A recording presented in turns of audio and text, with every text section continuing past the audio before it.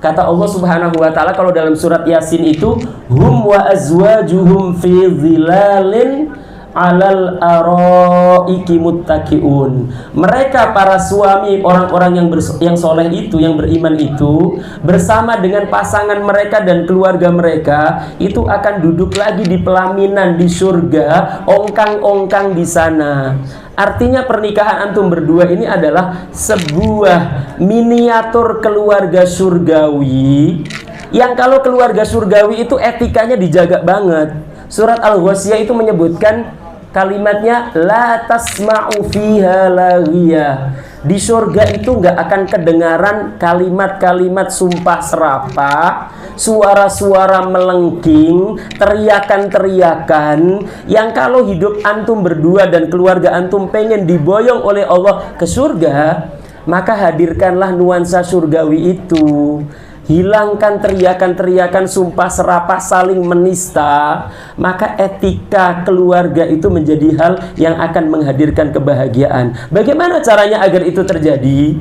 Maka lihatlah kata Allah Subhanahu wa taala masih di Ar-Rum surat 30 ayat yang ke-21 itu, kata Allah adalah wa ja'ala bainakum mawaddatan wa rahmah.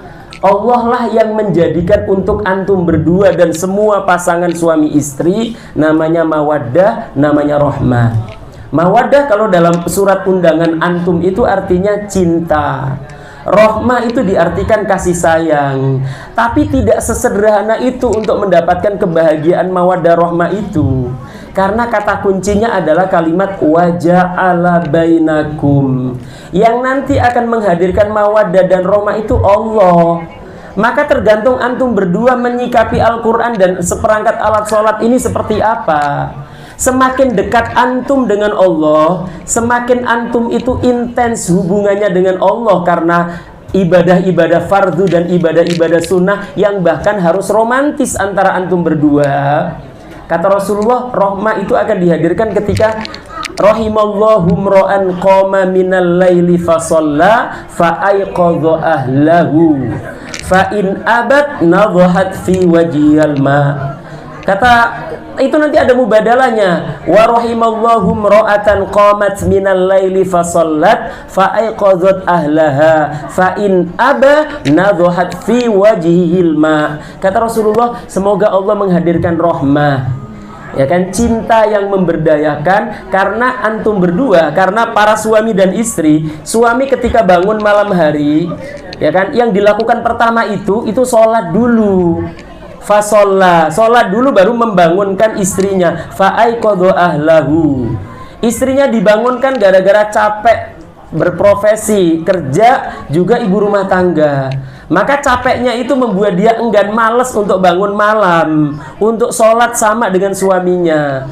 Maka suaminya membangunkan istrinya kalau malas. Itu kata Rasulullah, romantismenya dalam ibadah itu adalah nadhaha fi wajhil ma, memercikkan air ke muka istrinya, dingin, kemudian dia bangun, sama-sama sholat, dibangunkan Dek atau Dinda atau apapun sebutannya.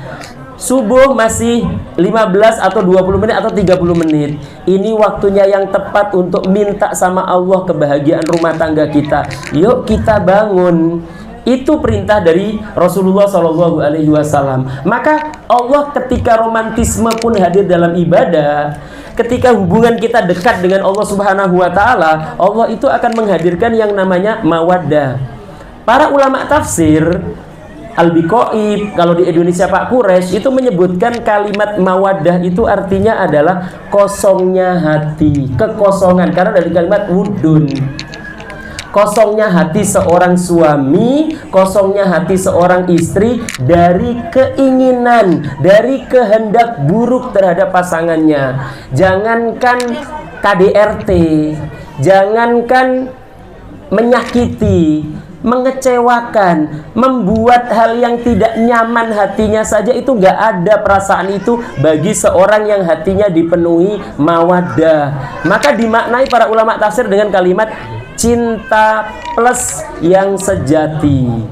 itu mawaddah. Dan ternyata yang akan menghunjamkan itu Allah, bekalnya adalah ibadah antum berdua. Dan yang kedua namanya rohmah.